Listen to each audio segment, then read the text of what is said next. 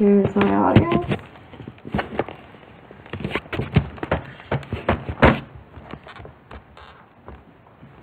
Okay. In the business world, you may have to have a difficult conversation with a coworker or superior. Examples of that is asking for a raise, boss having to give employee warning, or reporting a coworker.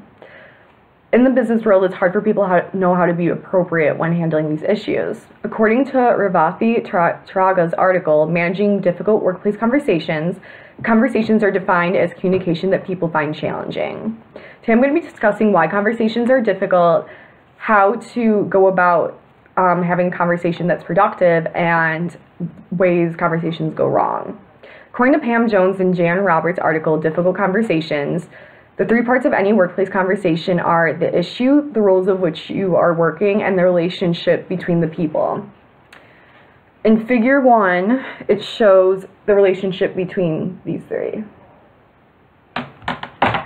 According to Tim Baker and Aubrey Warren's book titled Conversations at Work, Promoting a Culture of Conversation in a Changing Workplace, the flow of communication is not one way but flows between two, and acknowledging that it will help the effectiveness of the conversation. Figure 14.1 shows the communication flow model.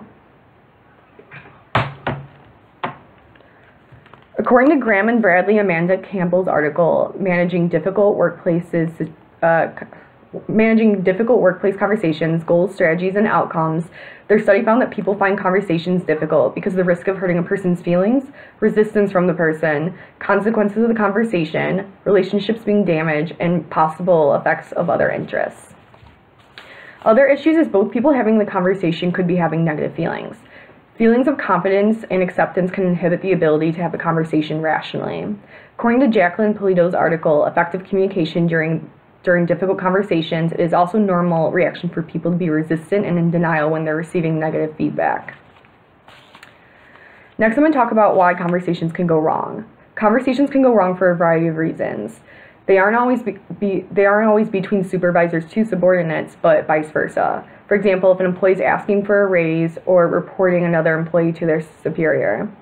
They can also be from one coworker to another who both have equal job titles. For example, asking a coworker to carry more of their workload. Conversations will have room for error if the conversation gets tense. Mistakes that can be made if the conversation turns into a competition or a personal gain rather than a mutual understanding. Mistakes can be made if it turns into a competition or personal gain rather than a mutual understanding. Other mistakes can be underplaying the issue to avoid uncomfortable feelings, misunderstandings because of lack of clarity in the conversation, being inconsiderate, preconceived notions, and of course getting angry. According to Claire Dunn's newspaper article, How to Handle the Toughest Conversations in the Workplace, she writes on Darren Hill, who's a behavioral scientist and who co-wrote Dealing with the Tough Stuff. Hill explains that the hardest conversations are telling someone that they lost their job, that they don't have a good attitude, or telling them that their work isn't good enough. How people go wrong having these conversations is that they focus on the traits rather than the behaviors. Traits are patterns that cannot be realistically changed from one conversation.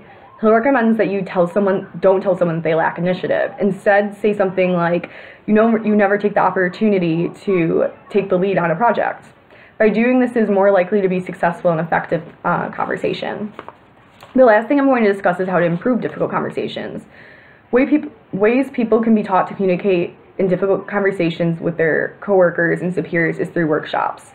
According to Brett Williams, Kristen King, and Tanya Eddington's article, Overcoming Difficult Conversations in Clinical Supervision, they conducted a workshop with 117 people. 4 months after the workshop, 75% of the people said that they had improvements in having difficult conversations at work. 10% of the people said they would make changes but just haven't had an opportunity to do so yet. Another way people can improve difficult conversations is by following established processes. Figure 1 shows each of these processes. This is the first process, and it's the 6 thinking hats. The first process is beneficial because the first process has different colored hats. For each colored hat, there is a different step that guides how the flow of conversation should go. Process 2 is 7 highly 7 Habits of Highly Effective People. This process guides how a person who's speaking on a difficult topic should go about the conversation. The steps help the person on how to mentally view the conversation. By doing this, they will have more confidence and it will help the conversation be in an appropriate direction. That's this one. The third process is Steps to Emotional Intelligence. This process is an in-depth emotional guideline.